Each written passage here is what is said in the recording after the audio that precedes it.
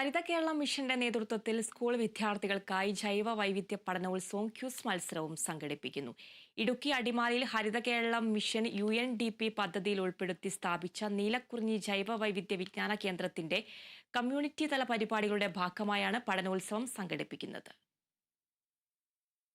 ജൈവ വൈവിധ്യത്തെക്കുറിച്ചും അതിന്റെ സംരക്ഷണത്തിന്റെ പ്രാധാന്യത്തെക്കുറിച്ചുമുള്ള അവബോധം കുട്ടികളിലെത്തിക്കാൻ ലക്ഷ്യമിട്ടാണ് ലോക ജൈവ വൈവിധ്യ ദിനത്തോടനുബന്ധിച്ച് സ്കൂൾ വിദ്യാർത്ഥികൾക്കായി പഠനോത്സവവും ക്വിസ് മത്സരവും നടത്തുന്നത്.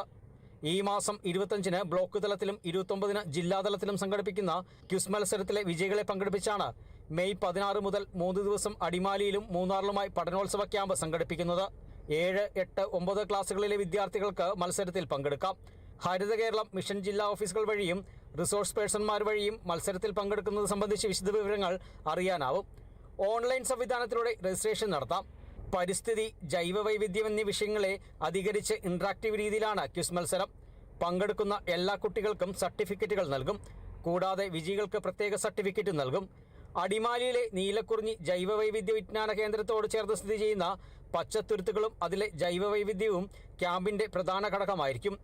വിനോദവും വിജ്ഞാനവും കോർത്തിണക്കി ശില്പശാലകൾ, കുട്ടികളുടെ പഠനങ്ങൾ, ഫീൽഡ് പ്രവർത്തനങ്ങൾ, പാട്ടുകൾ, കളികൾ, നൈപുണ്യ വികസനം എന്നിവ ഉൾപ്പെടുത്തിയാണ് 3 ദിവസത്തെ പഠനോത്സവം.